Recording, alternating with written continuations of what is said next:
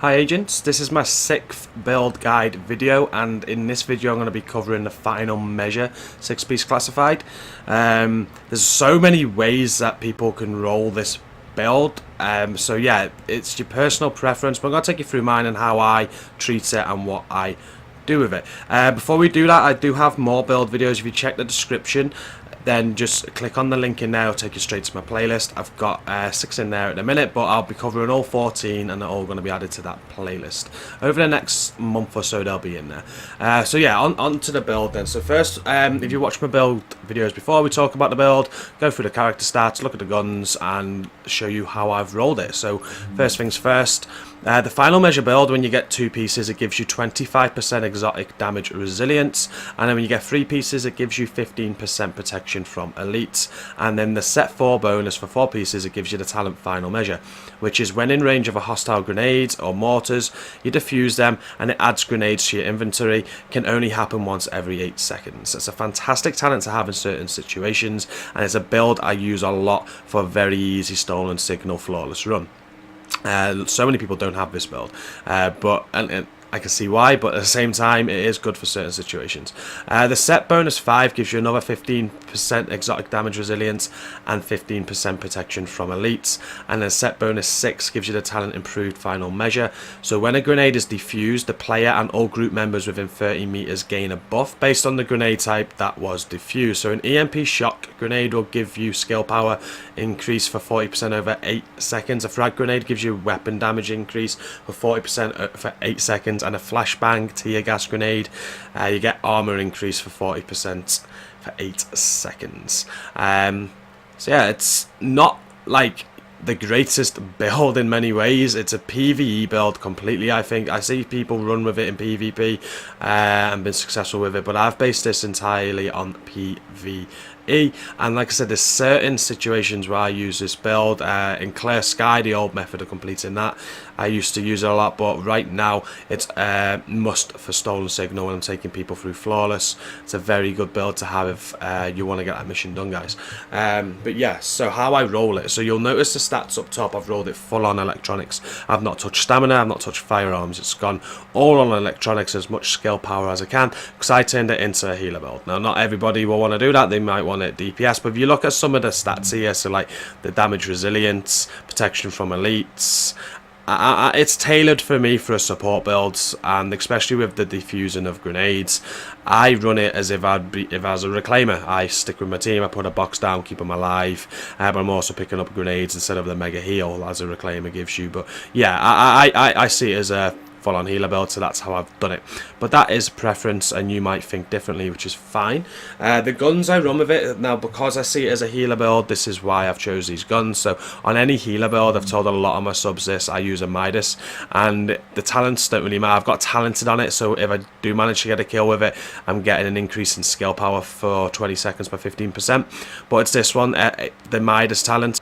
So each bullet you hit with reduces your damage by 1% and your target's damage by 1%, so a max of 20%. This effect is reduced by 5% per second. That's very good on a healer build, and like how I do it is I just stay alive, heal people, support people. But when there's like a tough enemy out, so like a boss or something, I'll spray on with this to reduce the damage. I know it's reducing mine, but I'm not hitting hard anyway, so it doesn't matter. So that's the gun I use as my primary. But when there's not a boss and I'm just crowd control or whatnot, I'll use my Caduceus, and that again is for the main talent there, the Caduceus talent, because each critical hit heals you and your group for 1% of your skill power, and can only heal each player once every 0.20 seconds. But yeah, so basically all my critical hits are healing my team. So I do that when there's not a difficult enemy out, and when there's a difficult enemy, I use the Midas. So they're the guns that I run with it. Now the mods they don't really need to go through, but these mods on the Caduceus, I need critical hit chance, so I've gone with the 5.52 hollow sight, which gives me that extended mag with critical hit chance and rate of fire on, a small laser pointer with accuracy on it, and a flash hider with accuracy on it. There's probably other mods I can use there. I don't want to use with this build a loud vent break or anything like that. It's going to give me threat. You want to use a suppressor or something so you're not gaining threat, as you don't, you're going to go down very easy and you're the support, so you don't want to be gaining too much threat there. The Midas ones I've got a rugged mini reflex, gives me critical hit chance, accuracy and headshot damage, an extended mag with crit hit chance and rate of fire, small laser pointer, accuracy, optimum range and reload speed, and a tyrant suppressor, crit hit chance, headshot damage and accuracy. So as you can see, no loud vent break again.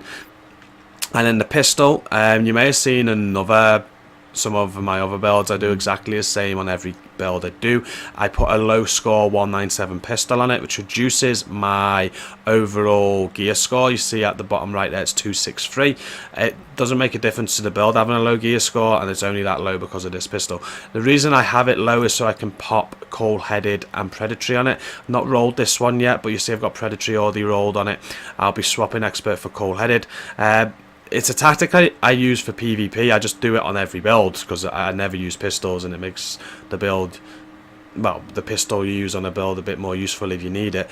But yeah, if I kill anybody with this gun, so if in PvP mainly, if I knock someone down and melee them, I get that predatory procced, and if I use my super and want it back quick, I can just headshot NPCs until I get it back. So that's the reasoning behind that, and that's the pistol that I use. Okay guys, so my character stats, if we have a quick look at these, my crit hit chance there, that's for my sidearm, we don't want to look at that. The one we want to look at really is the Caduceus. Okay, crit hit chance on my Caduceus is 25.5, so like 1 out of 4 bullets are going to be healing my team. Crit hit damage is low, headshot damage 80. None of these really matter so much. I'm not going to be dealing damage. I'm there as a healer. They've got nothing on damage to elites, a little bit on enemy armor damage. I think that comes from the Caduceus itself. My skill power is 339,000 of 33% skill haste. And I'm going to show you how I get those stats and how I've rolled these pieces. So on my chest piece here, I've got it rolled to electronics. I have skill haste, health and increased kill XP on it. That's not a perfect piece at all. If I was going to re-roll that, I would take increased kill XP off and probably put ammo capacity on it. So yeah, it's not perfect, but yeah, that's all I'd do to it. And then the mods I have on that, I have an electronics 266 with skill haste, and I have electronics 264 with skill power. My mask is rolled to electronics. I have skill power, blind death resistance, nothing I'd really change there, and I've got an electronics 267 mod with skill haste on it. My knee pads are rolled to electronics. I have skill power, disorient resistance, disrupt resistance and blind death resistance. And the mods I have on that, I have electronics 264 with skill power and a first aid ally heal on the performance mod at 6%. And then on my backpack, it's rolled to electronics. I have skill power and ammo capacity on it.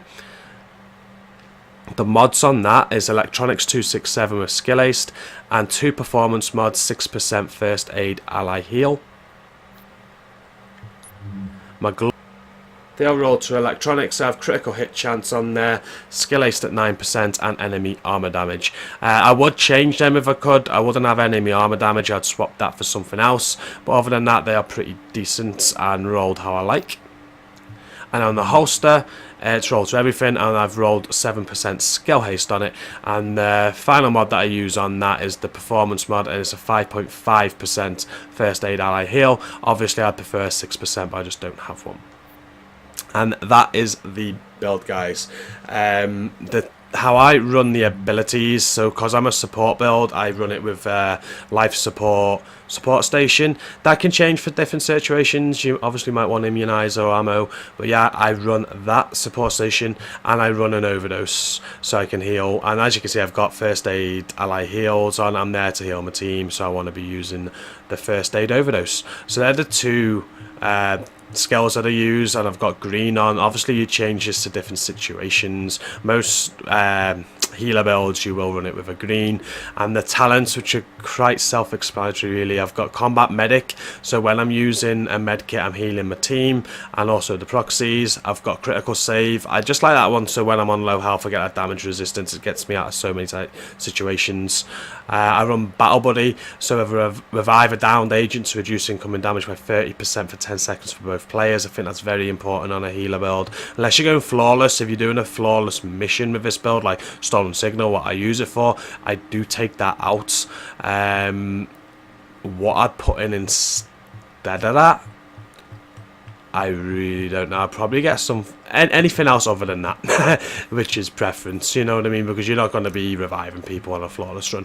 And then I run triage. So when I'm healing an ally with a skill, it's reducing the skill cooldowns by 15%. I'm always healing, so that's a must for this build. And that is how I run my final measure, guys. If this video has helped anybody, then please do hit that like button. I aim for 10 likes per video and I'd really appreciate it. Also, if you like my videos, if you want to check out my other build videos, check that link out in the description. I'll take you to the playlist with them all in, and if you hit subscribe and turn on notifications, you'll be notified of whenever I do put videos up if you want to see some more Division content from myself. Thank you for watching, and until next time, guys, peace out.